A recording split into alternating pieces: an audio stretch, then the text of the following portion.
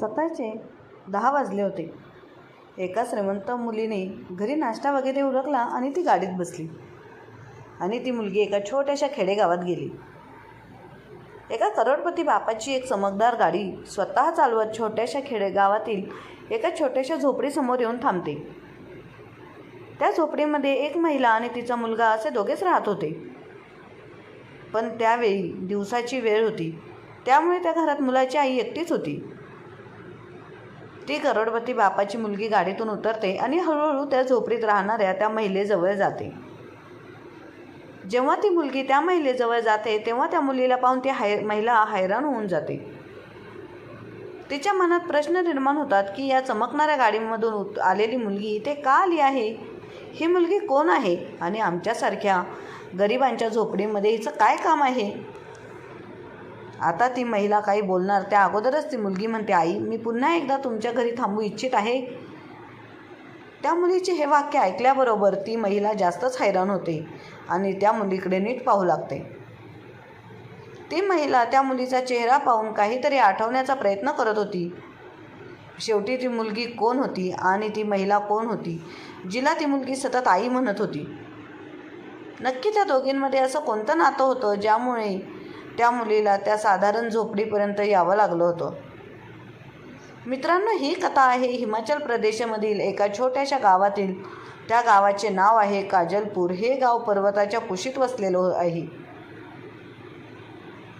या गावाचं साधेपण आणि निसर्ग सौंदर्य यामुळे त्या गावचे नाव लौकिक आहे. परंतु त्या गावामध्ये एका छोट्याशा झोपडीत राहणाऱ्या आई मुलाच्या आयुष्यात असं वादळ होऊन येणारं जे त्यांचं पूर्ण आयुष्य बदलून टाकणारं होतं.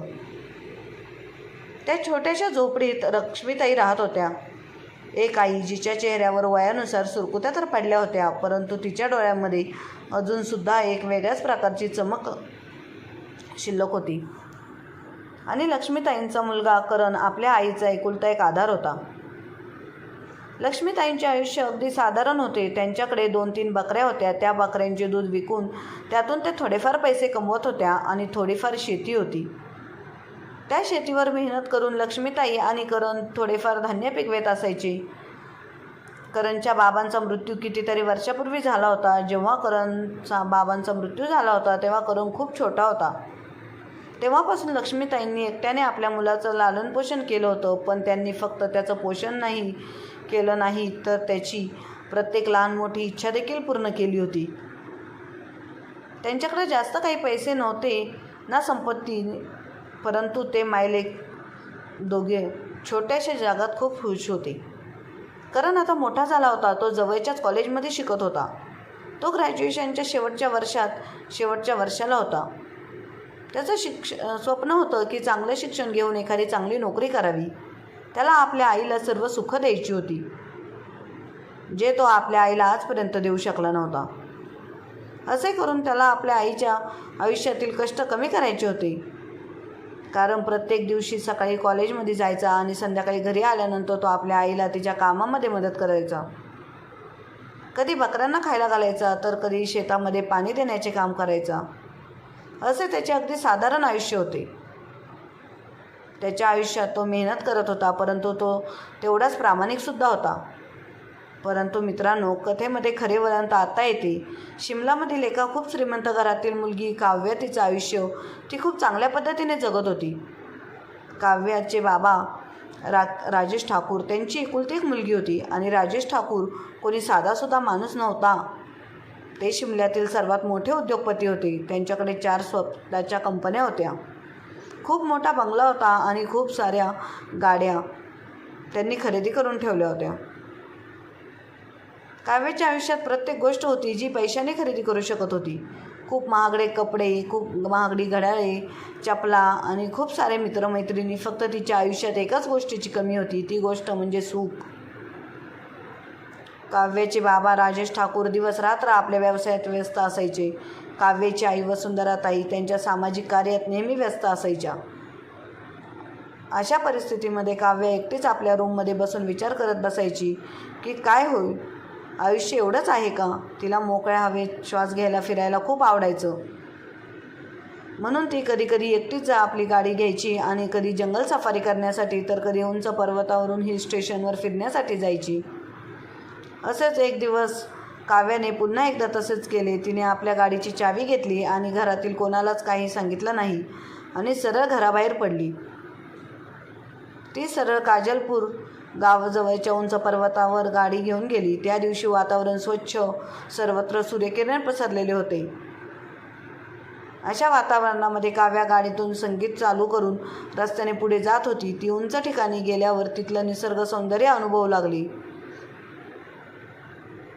त्या निसर्ग सौंदर्यामध्ये काव्या आपल्या मनाला थोडं शांत करण्याचा प्रयत्न करत होती. संध्याकाळ होत आहे हे तिच्या लक्षात आल्याबरोबर ती तिथून परत यायला निघाली. परंतु तेव्हाच तिच्याबरोबर अशी काही घटना घडली ज्यानं तिचं आयुष्यच बदलले. एका गावाजवळ पोहोचल्यानंतर अचानक काव्याची कार बंद पडली. सुरुवातीला काव्याने विचार केला की काहीतरी छोटं मोठं कारण असेल, परंतु जेव्हा तिने इंजिन चेक केलं तेव्हा तिला काही समजलं नाही. अशातच हलका पाऊस सुरू झाला, पण काही वेळाने पावसाचा जोर वाढू लागला होता. शेवटी घाबरतच काव्याने आपला मोबाईल काढला. ती विचार करत होती की कोणाला तरी फोन करून मदतीसाठी बोलावून घ्यावी. परंतु जेव्हा तिचा मोबाईलवरच्या स्क्रीनवर नजर पडली तेव्हा तिला धक्काच बसला.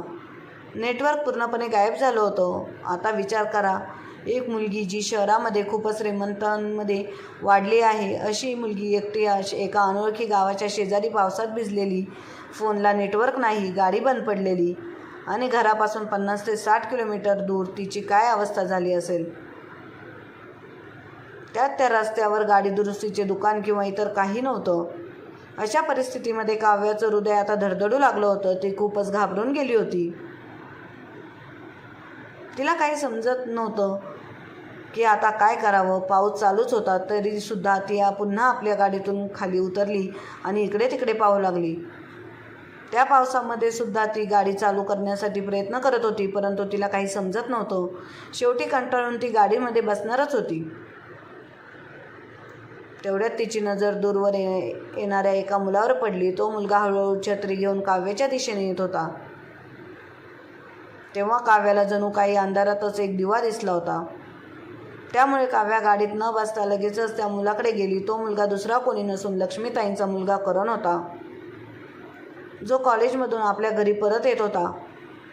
काव्या त्याच्याजवळ पोचल्याबरोबर त्याला म्हणाली, प्लीज माझी मदत कर, माझी गाडी बंद पडली आहे, मला काही समजत नाही, इथे नेटवर्कसुद्धा नाही, मी इथे अडकले आहे. करणने तर सुरुवातीला तिच्या चमकणाऱ्या गाडीकडे पाहिलं, मग त्याला तिची दया आली. करण म्हणाला, हे बघा, मला गाडी दुरुस्त करता येत नाही, परंतु माझं घर इथून जवळच आहे, तुम्ही गाडीमध्ये बसा,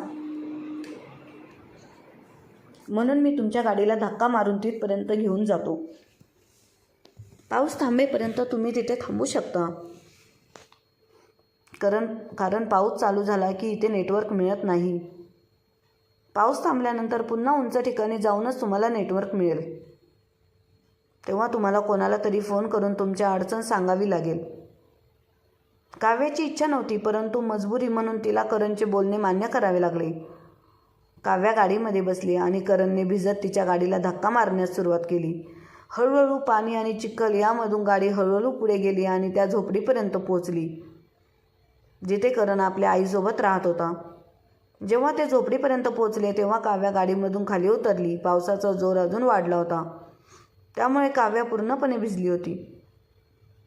करण म्हणाला, माझं घर आहे आणि पाऊस खूप जोरात पडत आहे, तू आतमध्ये ये.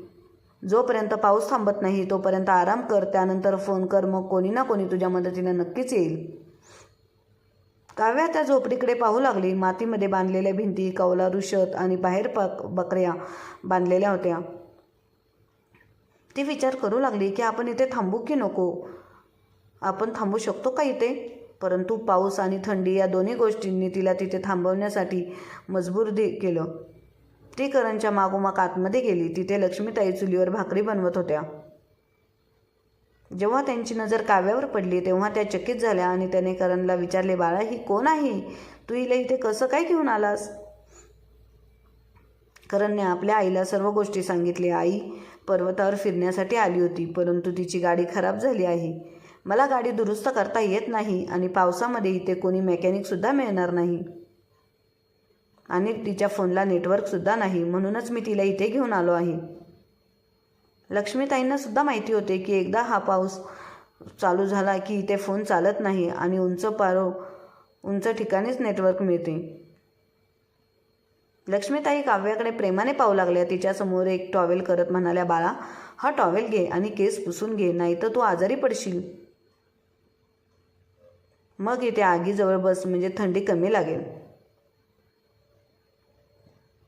तिला काव्याने लक्ष्मीताईंच्या हातातील टॉवेल घेतला, आपले केस पुसले आणि चुलीच्या आगीजवळ झेप घेतली, बसली. अजूनसुद्धा थोडी घाबरलेली होती, परंतु लक्ष्मीताईंच्या प्रेमळ बोलण्याने तिच्या मनातील भीती थोडी कमी झाली.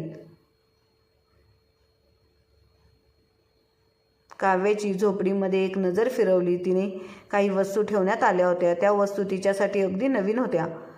तिथे एका दगडाचा खलबत्ता ठेवला होता. तो खलबत्ता पाहिल्याबरोबर काव्याने लक्ष्मीताईंना प्रश्न केला, आई, दगडे इथे का ठेवले आहेत? लक्ष्मीताई हसल्या आणि म्हणाल्या, बाळा, दगड नाहीत, हा खलबत्ता आहे. याच्यामध्ये आम्ही चटणी बनवतो. काव्या हैराण होत म्हणाली, चटणी? तर मिक्सरमध्ये बनवतात ना? तेव्हा लक्ष्मीताई हसतच म्हणाल्या, हो मुली, चटणी मिक्सरमध्येच बनते, पण आमच्या गरिबांचा मिक्सर हाच खलबत्ता आहे. काव्याला लक्ष्मीताईंचं बोलणं थोडं विचित्र वाटलं, परंतु ती लक्ष्मीताईंना म्हणाली, आई, दाखवा ना, यामध्ये कशा प्रकारे चटणी बनवली जाते? लक्ष्मीताईंनी तिच्यासमोरच हिरव्या मिरच्या, लसूण आणि मीठ घेऊन ते सर्व खलबत्त्यामध्ये फुटण्यास सुरुवात केली. काव्या मंत्रमुग्ध होऊन त्या सर्व गोष्टी पाहत होती. काही वेळ पाहून झाल्यानंतर काव्या म्हणाली, मी सुद्धा प्रयत्न करू का? लक्ष्मीताईंनी होकार दिला आणि काव्याने पहिल्यांदाच खलबत्त्यामध्ये चटणी तयार केली. करण बाजूलाच उभा राहून या सर्व गोष्टी पाहत होता आणि गालातल्या गालात हसत होता की शहरातून आलेली ही मुलगी किती साधेपणाने हे काम करत आहे. तेवढ्यात लक्ष्मीताईंचा स्वयंपाक बनवून तयार झाला होता.